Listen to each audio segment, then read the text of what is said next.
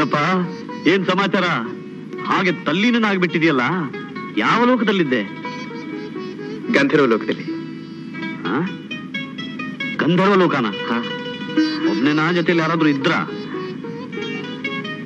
ಗಂಧರ್ವ ಕನ್ಯೆ ಇದ್ಲು.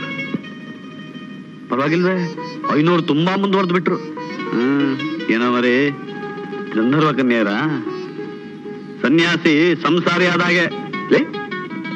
ನಾನ್ ಸನ್ಯಾಸಿ ಅಂತ ನಿನಗೆ ಯಾವಾಗಲೂ ಹೇಳಿದೆ? ಏನ ಚಂದ್ರು, ಸನ್ಯಾಸಿ ಸಂಸಾರಿ ಆದ್ರೆ ಹೇಗಿರುತ್ತೆ? ಈಗ ನಾನು ಮದುವೆ ಮಾಡ್ಕೊಂಡ್ರೆ ಹೇಗಿರುತ್ತೋ ಹಾಗೆ. ಅದ್ ಯಾವಾಗ ದೇವ್ ನಿನ್ಗೆ ಆ ಒಳ್ಳೆ ಬುದ್ಧಿ ಕೊಡ್ತಾನೋ, ಅದ್ ಯಾವಾಗ ನೀನು ಮದುವೆ ಮಾಡ್ಕೊಂಡು ಆ ಮಗುಗೊಂದು ತಾಯಿನ ಕರ್ಕೊಂಡ್ ಬರ್ತೀಯೋ. ಲೇ, ಸ್ವಲ್ಪ ದೊಡ್ಡ ಮನ್ಸು ಮಾಡೋ, ನನಗೋಸ್ಕರ ಬೇಗ ಮದುವೆ ಮಾಡ್ಕೊಳೋ. ಹೇಳೋ, ಯಾವ ಮಾಡ್ಕೋತೀಯೋ? ಹೇಳ್ತೀನೋ, ನಡಿ. ಎಲ್ಲಿಗೆ? ನಮ್ಮವ್ವ ನಿನ್ನ ಕರ್ಕೊಂಡ್ ಬಾ ಅಂದ್ಲು. ಯಾಕಂತೆ? ಏನೋ ಮಾತಾಡದಿದೆ ಅಂತ. ನನ್ ಜೊತೆ ಅಲ್ಲ? ಅದೇನ ಪಂಥ ಮಾತು?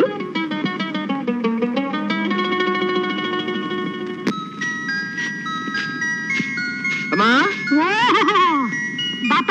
ಏನಮ್ಮ, ಏನೋ ಮಾತಾಡ್ಬೇಕು ಅಂದ್ರಂತೆ? ಏನ್ ಮನೆ ವಿಶೇಷನಾ? ಒಬ್ಬಟ್ಟು, ಒಬ್ಬಟ್ಟಿನ ಸಾರು, ಅನ್ನ, ತುಪ್ಪ. ಆ ಕಾಲು ಹತ್ರ ಬಂದೈತೆ. ಕೂತ್ಕೋ. ಇದೇನಪ್ಪ ಇದು? ನಮ್ಮನೆ ನನಗೆ ಕೂತ್ಕೊಂತ ಉಪಚಾರ? ಅಯ್ಯೋ, ನಿನಗೆ ತುಂಬಾ ಮಾತಾಡ್ಬೇಕಾಗೈತೆ. ಕೂತ್ಕೋಪ್ಪ, ಕೂತ್ಕೋ. ನನ್ನ ಹತ್ರ ತುಂಬಾ ಮಾತಾಡ್ಬೇಕಾ? ಬಾರಪ್ಪ ಕೂತ್ಕೋ. ನೋಡಪ್ಪ, ನನ್ನ ಅದೃಷ್ಟ, ನಿನ್ ಸ್ನೇಹಿತ ಮದುವೆ ಒಪ್ಕೊಂಡಾನೆ. ಎಲ್ಲ ಕಳ್ಳಾಲಿ.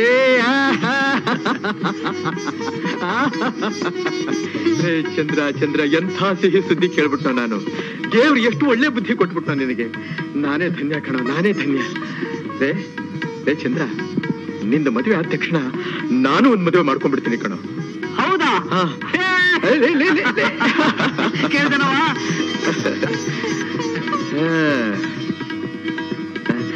ಯಾರವಾದ ಹೆಣ್ಣು? ನಿಮ್ ಕಡೆದೇಪ. ನೀನೇ ಮುತುವರ್ಜಿ ವಹಿಸಿ ಮಧ್ಯಸ್ಥಿ ಮಾಡ್ಬೇಕು. ಅಂದ್ರೆ ಸಂಬಂಧ ನಾನು ಕುದುರಿಸಬೇಕು, ಪೌರೋಹಿತ್ಯನೂ ನಾನೇ ಮಾಡ್ಬೇಕು, ಅಷ್ಟೇ ತಾನೇ? ಲೇ, ಪುರೋಹಿತರಿಗೆ ನಮಸ್ಕಾರ ಹೊಡೆಯೋ. ಪೌರೋಹಿತ್ಯ ಅಲ್ಲ ಕಣ, ಮತ್ತಿನ್ನೇನ್ ಮದುವೆ ದಳ್ಳಾಳಿ ಕೆಲಸ. ಗೌರವವಾಗಿ ರಾಯಭಾರಿ ಅಂತ ಹೇಳೋಣ. ಅರ್ಥವಾಯ್ತು. ಮದುವೆ ಬ್ರೋಕರ್ ವಿತೌಟ್ ಕಮಿಷನ್. ನೋಡು ಸೂರಪ್ಪ, ನೀವು ದೊಡ್ಡ ಮನಸ್ಸು ಮಾಡಿ ತೊಂದ್ರೆ ತಗೋಬೇಕಷ್ಟೇ. ಏನಮ್ಮ ನೀವು ಹೇಳ್ತಾ ಇರೋದು? ದೊಡ್ಡ ಮನಸ್ಸಂತದ್ದಮ್ಮ ಇದ್ರಲ್ಲಿ. ಹಂಗಲ್ಲಪ್ಪ, ಇವನೇನೋ ಹುಡುಗಿನ ಒಪ್ಕೊಂಡವನೆ, ಆದ್ರೆ ಹುಡುಗಿ ಇವ್ನ ಒಪ್ಕೋಬೇಕಲ್ಲ. ಏನಾಗಿದೆ ನಮ್ ಚಂದ್ರು? ಏನಾಗಿದ್ದಾನೆ ಎಂದೆ? ಇಂಥ ಗಂಡನ ಕೈ ಹಿಡಿಬೇಕಾದ್ರೆ 7 ಜನ್ಮಗಳು ತಪಸ್ಸು ಮಾಡಿರ್ಬೇಕಾ ಹೆಣ್ಣು, ಗೊತ್ತಾ? ಹಂಗಲ್ಲಪ್ಪ, 2ನೇ ಮದ್ವೆ ಅಲ್ವಾ, ಒಂದ್ ಮಗ ಬೇರೆ ಐತೆ. ಇರ್ಲಿ, ಇದ್ರೆ ಏನು? ಅದ್ ನಿಂಗ್ ಗೊತ್ತು, ಆದ್ರೆ ಆ ಹುಡುಗಿ ಗೊತ್ತು ಮಾಡ್ಕೋಬೇಕಲ್ಲ. ಹುಡುಗಿನೂ ಗೊತ್ತು ಮಾಡ್ಕೋಬೇಕು, ಅವ್ರ ಅಪ್ಪನೂ ಗೊತ್ತು ಮಾಡ್ಕೋಬೇಕು. ಅವಳೆಲ್ಲಿದ್ದಾಳೆ ಹೇಳಿ?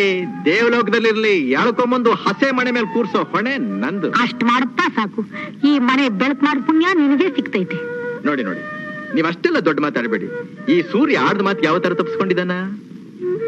ಹುಡುಗಿ ಯಾರು ಅಂತಾನೆ ಹೇಳ್ತಾ ಇಲ್ವೇ ನೀವು?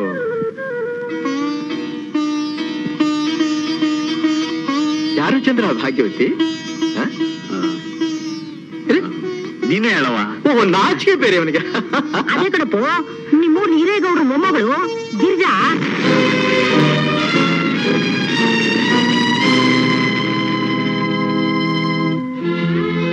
ಮೊನ್ನೆ ಮನೆ ಬಂದಾಗ ನೋಡ್ದೆ, ಎಷ್ಟು ಒಳ್ಳೆ ಹೆಣ್ಣು, ಅಪರಂಜಿ ಅಂತ ಕೂಡ. ತುಂಬಿದ ಕೂಡ ತುಳ್ಕೊಲ್ಲ ಅನ್ನೋ ಹಂಗೆ ಗಂಭೀರ. ನೋಡು ಸೂರಪ್ಪ, ದೊಡ್ಡ ಗೌಡ್ರಿಗೆ ನಿನ್ ಮಾತಿನ ಮೇಲೆ ತುಂಬಾ ಗೌರವ ಅಂತೆ. ನೀವು ದೊಡ್ಡ ಮನಸ್ಸು ಮಾಡಿ ಈ ಶುಭ ಕಾರ್ಯ ನೆರವೇರಿಸ್ಕೊಟ್ಬಿಟ್ರೆ ನಾನು ಕೊನೆಗಾಲದಲ್ಲಿ ನೆಮ್ಮದಿಯಿಂದ ಕಣ್ಮಿಟ್ಕೊಂತೀನಿ.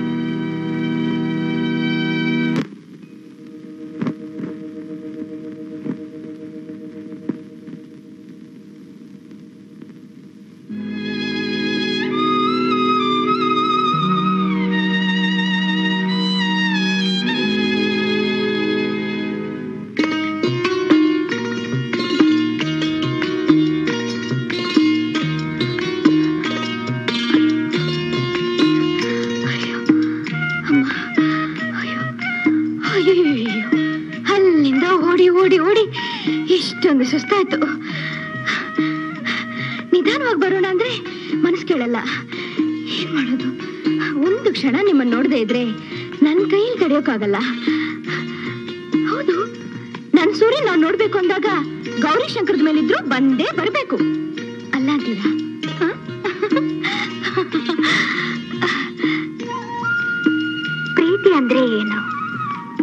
ಅನ್ನೋದು ಹೇಗಿರುತ್ತೆ, ಅದರಲ್ಲಿ ಎಷ್ಟು ಸುಖ ಇರುತ್ತೆ, ಒಂದು ಕ್ಷಣ ದೂರ ಆದ್ರೆ ಎಷ್ಟೊಂದು ನೋವು ಕೊಡುತ್ತೆ ಅನ್ನೋದು ನಿಮ್ಮನ್ನ ನೋಡಿದ್ಮೇಲೆ ನನಗೆ ಅನುಭವಕ್ಕೆ ಬಂದಿತ್ತು. ನನ್ಗನ್ಸುತ್ತೆ ವಿಷ್ಣು ಲಕ್ಷ್ಮಿನ ಹೇಗೆ ತನ್ನ ವಕ್ಷಸ್ಥಲದಲ್ಲಿ ಭದ್ರವಾಗಿ ಬಚ್ಚಿಟ್ಕೊಂಡಿದ್ದಾನೋ ಹಾಗೆ ನಿಮ್ಮನ್ನು ನಾನು ನನ್ನ ಹೃದಯದಲ್ಲಿ ಭದ್ರವಾಗಿ ಮುಚ್ಚಿಟ್ಕೋಬೇಕು ಅಂತ ಆಸೆ. ಏನದು ಇವತ್ತು ಮಾತಾಡಲ್ವಾ? ಮೌನ ವ್ರತನಾ? ಸೂರಿ ಏನು?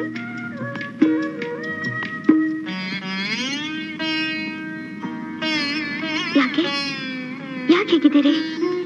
ಮೈ ಹುಷಾರಿಲ್ವಾ? ಮಾತಾಡಿ ಸೂರಿ.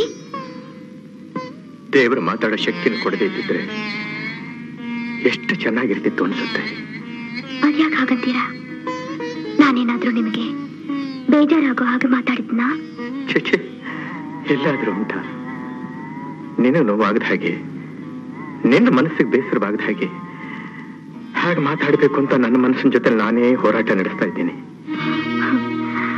ಮೇಣದ ಬತ್ತಿ ತನ್ನ ಮೈ ತಾನು ಸುತ್ಕೊಂಡು ಇನ್ನೊಬ್ಬರಿಗೆ ಬೆಳಕು ಕೊಡೋ ಹಾಗೆ ಬೇರೆಯವ್ರ ಸುಖಕ್ಕೋಸ್ಕರ ನೀವು ನೋವು ಅನುಭವಿಸ್ತೀರಿ ಅಂಥವ್ರು ನನ್ಗೆ ಬೇಸರ ಕೊಡಕ್ಕಾಗುತ್ತಾ? ಅದು ಸಾಧ್ಯನಾ? ಇಲ್ಲ, ಖಂಡಿತ ಇಲ್ಲ ಸೂರಿ. ಒಂದೊಂದು ಸಲ ಸಂದರ್ಭ ನಮ್ಮ ನಂಬಿಕೆಗಳನ್ನ ತಲೆಕೆಳಕ್ ಮಾಡಿಬಿಡುತ್ತೆ ಗಿರಿಜಾ. ಸೂರಿ, ಇವತ್ತು ಯಾಕೆ ನಿಮ್ ನೋಟ ಮಾತು ಎಲ್ಲ ಹೊಸತರ ಕಾಣ್ತಿದ್ಯಲ್ಲ? ಮನುಷ್ಯ ಹೊಸ ಹೊಸ ಸಮಸ್ಯೆಗಳನ್ನ ಎದುರಿಸಬೇಕಾಗಿ ಬಂದಾಗ ಎಲ್ಲ ಹೀಗೆ ಹೊಸ ಹೊಸದಾಗೇ ಇರುತ್ತೆ. ನೋಡಿ, ನೀವ್ ಯಾವುದನ್ನು ಮನಸ್ಸು ಕಚ್ಕೋಬೇಡಿ.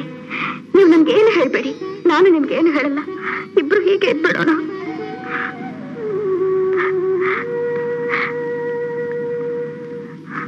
ಹೇಗೆ ಸಾಧ್ಯ? ಕಲ್ಲು ಬಂಡಿಯೂ ಆಗಿದ್ರೆ ಹಾಗಿರ್ಬಹುದಾಗಿತ್ತು. ನಾವು ಮನುಷ್ಯರು.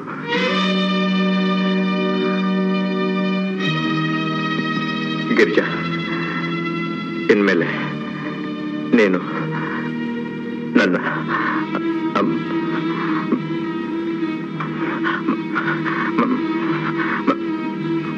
ಮರ್ತು ಬಿಡಬೇಕು.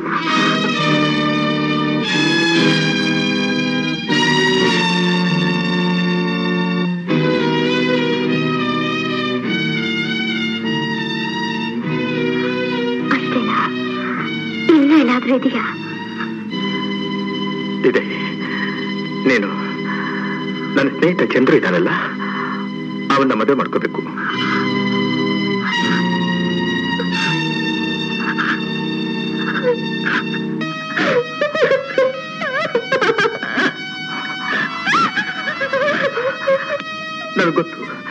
ನನಗೊತ್ತು ನಿನ್ನ ಹೃದಯಕ್ಕೆ ಅದೆಷ್ಟು ಆಘಾತ ಆಗಿದೆ. ಅದನ್ನು ತಡ್ಕೊಳ್ಳೋದಷ್ಟು ಸುಲಭ ಅಲ್ಲ, ಅದು ನನಗೆ ಗೊತ್ತ. ವಿಧಿ ಇಲ್ಲ, ಇದು ನಡಿಲೇಬೇಕು. ನನಗೋಸ್ಕರ ನೀನು ಒಪ್ಕೊಳ್ಳೇಬೇಕು, ನನಗೋಸ್ಕರ ನೀನು ಒಪ್ಕೊಳ್ಳೇಬೇಕು. ನೀವೇನು ಮಾತಾಡ್ತಾ ಇರೋದು? ಹುಡುಗಾಟ ಆಡ್ತಾ ಇದ್ದೀರಾ? ನೀವ್ ಆಡ್ತಿರೋ ಮಾತಿನ ಅರ್ಥ ನಿಮ್ಗೆ ಆಗ್ತಾ ಇದೆಯಾ? ನಿಮ್ಗೋಸ್ಕರ ವಿಷ ಕುಡಿ, ನೀವು ಕುಡಿತೀನಿ, ಈ ಗುಡ್ಡಿನ ಬಿದ್ದು ಸಾಯಿ ಸಾಯ್ತೀನಿ.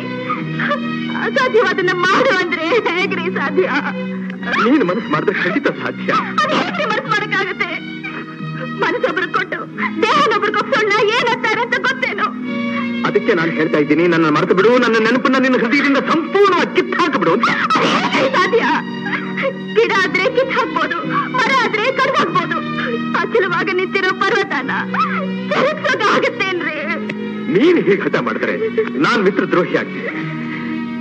ನೀನ್ ನನ್ನ ಮರಿಲೇಬೇಕು, ಮರಿಲೇಬೇಕು. ಇಲ್ಲ,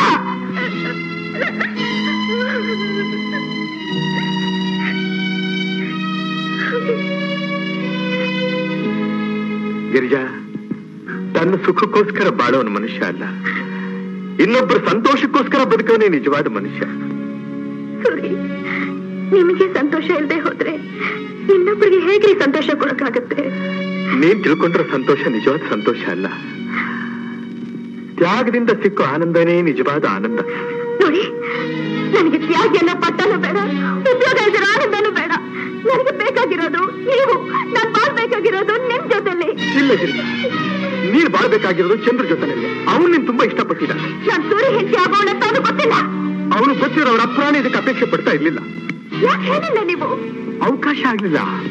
ಅವ್ರ ಇಷ್ಟನ ತಿಳಿಸಿದ ಮೇಲೆ ನಾನು ಹೇಗೆ ಹೇಳಿ ಇದನ್ನ? ನಿಮ್ಮ ಕಷ್ಟ ಆದ್ರೆ ನಾನು ಹೋಗಿ ಹೇಳ್ತೀನಿ. ಬೇಡ ಗಿರ್ಜಾ, ಮದುವೆನೇ ಬೇಡ ಅಂತ ಇದ್ದೆ ಚಂದ್ರು ದೊಡ್ಡ ಮನಸ್ಸು ಮಾಡಿ ಒಪ್ಕೊಂಡಿದ್ದಾನೆ. ನೀನ್ ಆ ಮನೆಗೆ ಸೊಸೆಯಾಗಿ ಹೋದ್ರೆ ತಾಯಿಲ್ಲದ ಮಗುಗೆ ದಿಕ್ಕಾಗ್ತಿ ಅಂತ ಅವನು ಅವರ ಅಮ್ಮ ಎಷ್ಟೋ ಆಸೆ ಇಟ್ಕೊಂಡಿದ್ದಾರೆ. ಅವ್ರ ಆಸೆನ ನಿರಾಶೆ ಮಾಡ್ಬೇಡ. ಒಳ್ಳೆತನಕ್ಕೆ ಒಂದು ಮಿತಿ ಇದೆ ರೀ. ನಿಮ್ಮನೆ ಉಳಿಸ್ಕೊಂಡು ಇನ್ನೊಬ್ಬರಿಗೆ ಬೆಳೆ ಕೊಡೋದು ಹುಚ್ಚತನ. ನೀನೇ ಹೇಳ್ದಿಲ್ಲ ನಾನು ಮೇಣದ ಬತ್ತಿ ಇದ್ದ ಹಾಗೆ ಅಂತ.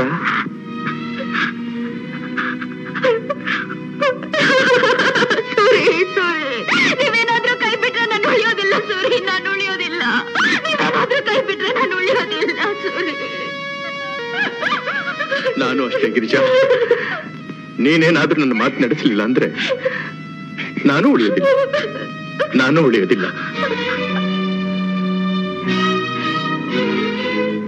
ಗಿರಿಜಾ, ನಾನೇನ್ ಬೇಡ್ಕೊತಾ ಇದ್ದೀನಿ, ತ್ಯಾಗದ ಭಿಕ್ಷೆ ಕೇಳ್ತಾ ಇದ್ದೀನಿ. ಇದು ಒಂದು ಸಹಾಯ ನನಗೆ ಮಾಡು.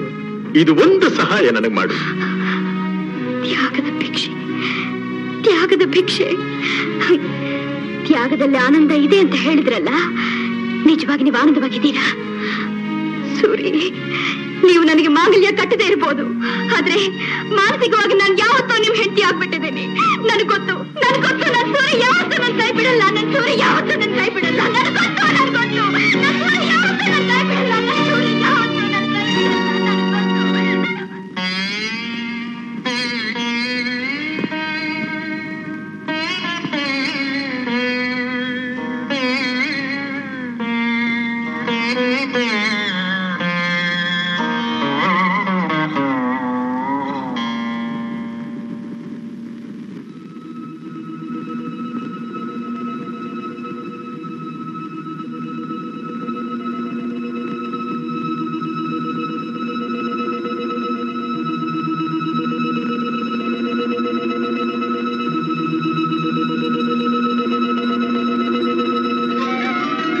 ಸೂರಿ, ನಿನ್ನ ಬಿಟ್ಟರೆ ನನಗೆ ಬೇರೆ ಯಾರಿದ್ದಾರೋ? ನೀನು ಸುಖವಾಗಿದ್ರೆ ನಾನು ಸುಖವಾಗಿರ್ತೀನೋ? ಇದ್ರೆ ಕಡೆ ತನಕ ಜೊತೆಯಾಗಿರ್ಬೇಕು, ಇಲ್ಲಾಂದ್ರೆ ಇಬ್ರು ಒಂದಾಗಿ ಹೋಗ್ಬಿಡ್ಬೇಕಷ್ಟೇ. ಚಂದ್ರ, ನಿನ್ನ ಬದುಕಿ ಬಾಳ್ಬೇಕಾದವನು ಕಣೋ. ನಿನ್ನಂತ ಸ್ನೇಹಿತನ ಕಳ್ಕೊಂಡು ನಾನು ಬದುಕಿರ್ತೀನಿ.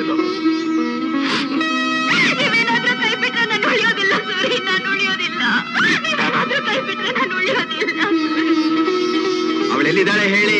ದೇವಲೋಕದಲ್ಲಿರ್ಲಿ, ಯಾಳ್ಕೊಂಬಂದು ಹಸೆ ಮನೆ ಮೇಲೆ ಕೂರ್ಸೋ ಹೊಣೆ ನಂದು. ಅಷ್ಟ್ ಮಾಡುತ್ತಾ ಸಾಕು. ಈ ಮನೆ ಬೆಳಕು ಮಾಡ ಪುಣ್ಯ ನಿನಗೆ ಸಿಗ್ತೈತೆ. ನನಗೊತ್ತು ನನ್ನ ಸೂರಿ ಯಾವತ್ತೂ ನನ್ನ ಕೈ ಬಿಡಲ್ಲ. ನನ್ನ ಸೂರಿ ಯಾವತ್ತೂ ನನ್ನ ಕೈ ಬಿಡಲ್ಲ. ನನ್ನ ಸೂರಿ ಯಾವತ್ತೂ ನನ್ನ ಕೈ ಬಿಡಲ್ಲ.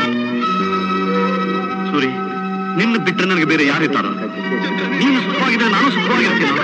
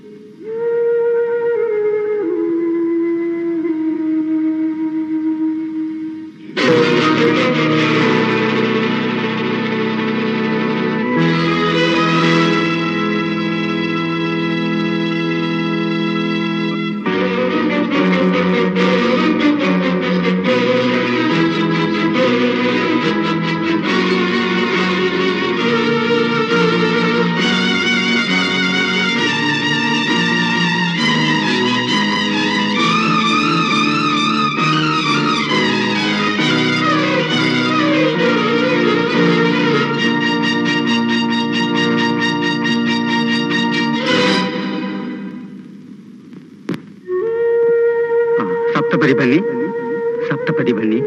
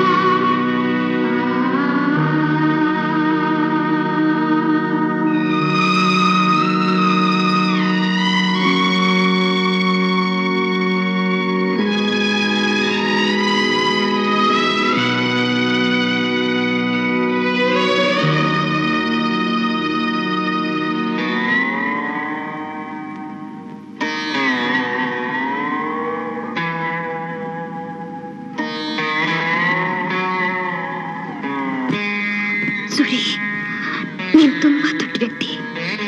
ನಿನ್ನೆತ್ರಕ್ಕೆ ಇರೋ ಶಕ್ತಿ ಖಂಡಿತ ನನಗಿಲ್ಲ ಸುರಿ. ನನ್ನ ಭಾಗಕ್ಕೆ ನೀನು ಆಕಾಶದಲ್ಲಿರೋ ಕಾಮನ ಬಿಲ್ಲಾಗ್ಬಿಟ್ಟೆ. ಅದನ್ನು ನೋಡಿ ಸಂತೋಷ ಪಡಬಹುದೇ ಹೊರತು ಕೈಗೆ ಇಟ್ಕೋದಿಲ್ಲ.